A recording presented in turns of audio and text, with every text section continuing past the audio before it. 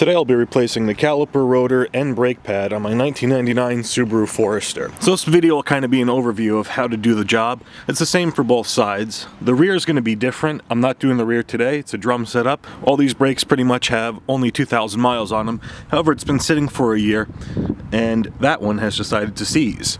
And you can see there's a lot of scoring on that rotor because there is no pad left. First thing you're going to need to do is have your parking brake on, put it in gear, or put it in park if you have an automatic, and we're going to jack it up. There is a jack point right under there, which we'll be using, not the oil pan, to jack up the car.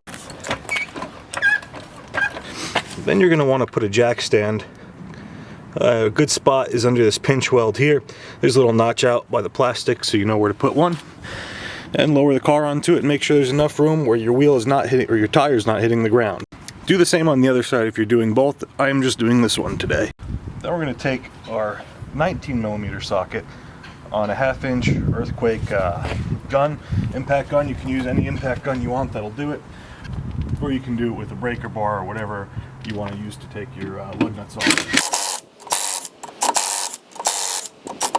Yank your wheel off and set it down somewhere where the children won't steal it. We can see there's no brake pad left at all, and this rotor is certainly cooked. Next, we're going to take a 14mm socket on there, and then a bolt down there to start removing this caliper bracket. Because we're replacing the caliper here, I don't recommend fully removing these bolts just yet. That way we can break free the bolt back here for the banjo fitting on the line that goes, the brake hose that goes into the caliper, and make sure you've got a drip pan underneath here to catch any brake fluid that comes out. So we're going to loosen that up. That's also a 14mm. Now that the bolts are free, next step is to remove this caliper. So in order to do that, sometimes you can get away with just sliding them back and forth. However, this one's seized, so we're going to need to put a pry bar of sorts in here and work our way free away from the rotor. So they say screwdrivers aren't pry bars, but I tend to use mine how I want to use them. So we're going to go ahead and just kind of work this free. You might have to hammer at it a little bit. It's hard to do one-handed. So I'm going to put the camera away and get to work on that. Next up, we have to take this whole caliper bracket off. And to do that, it's a 17mm up there and then one below it. And that's all that is required for those to come out. Once the caliper bracket's off, you can go ahead and remove the rotor. If you're lucky like me, and I used anti-seize last time when I put these on, this rotor is pretty loose and can come right off. Otherwise, it's a good idea to heat up around this lip here, and then put 2 bolts in there and work them back and forth to pop the rotor out. I'm not exactly sure what the thread size is, but you can find that out, or I can put a link in the description. Before you put your new rotor on, put a little more anti-seize on the back there and around this hub here.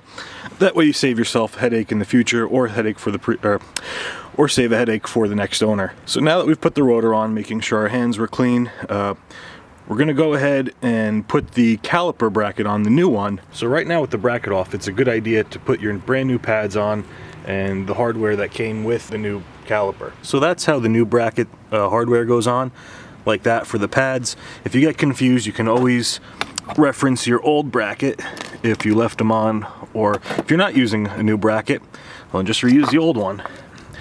This brake pad kit did not come with grease, and normally you want to grease in these valleys here for these pads so they slide nice and easy and they don't make a whole bunch of noise. So I'm going to see if I have some grease. If not, I will install them dry.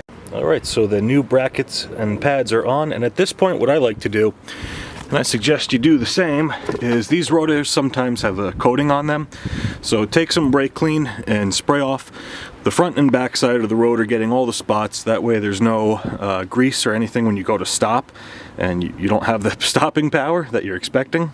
So you're going to put the bracket on with the same bolts that you took the old bracket off with, unless your kit comes with new hardware. Mine didn't. So I don't really know what the torque specs are on these, but in most brakes I've never really actually done that. I use like a 17mm wrench and tighten them up as pretty much as hard as I can go by hand, and that's always kind of worked for me. Next up, we're going to prepare the new caliper.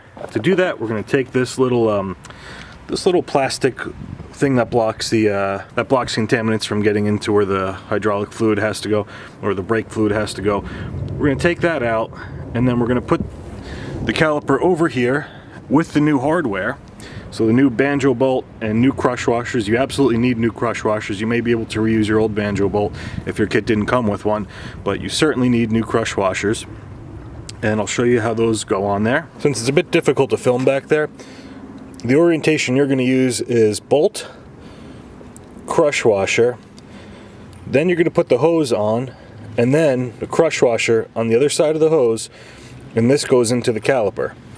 I'll show you what it looks like when it's complete, but I can't really show you the process since I can't film it and do it with only one hand. So that's what that looks like: the crush washer, or bolt, crush washer, hose, crush washer, caliper.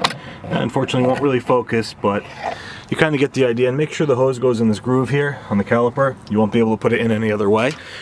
And then we're just going to go ahead and install the caliper. It came with 2 new bolts, so we're going to use those and put that new caliper right back in place. With the new caliper finally on, it's time to bleed the brakes. You're going to need a small wrench over here. I think this is a 5/16, which fits over this nipple here.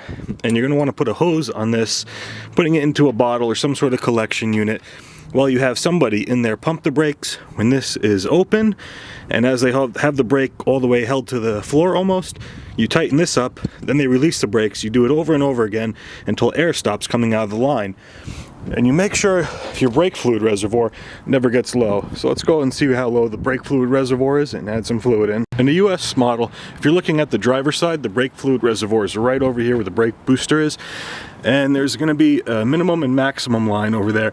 You're going to want to stay right between those, or as close to the maximum as possible. These cars use .3 brake fluid, so make sure you only use .3 brake fluid when you're putting some new fluid in. With your buddy in the car, you're going to hook up this system similar to this, line going into a bottle, preferably one that doesn't have any water in it. And as he hits the brakes, we go ahead and open this line, and then when he has it to the floor, we close it. And what we're going to watch for is air bubbles coming out. And once this stream is solid and no more air comes out after several times of doing that, then your brakes are bled and you're good to go. You want to just give it one more pump? Are you on the floor? Yeah. Okay. Release. Okay, release. Okay. And pump. And release. All right, I think we're good to go. So once the brakes are bled, the wheels put back on, the very last step that you need to do is go out and do a couple of hard stops from like 30 to 0. Do that several times to bed the pads into the rotor. That way they're going to wear perfectly for you and last a long time and stop really good, because that's what's most important. Wow, it got cold out here. So thank you for watching. Make sure to like the video if you liked it. Share it with a friend that might find this video helpful, especially if they're doing brakes. Remember to subscribe, because there's going to be more content coming soon, especially on Foresters, BMWs, and everything else that I got in the fleet. And as always, remember, keep it foul.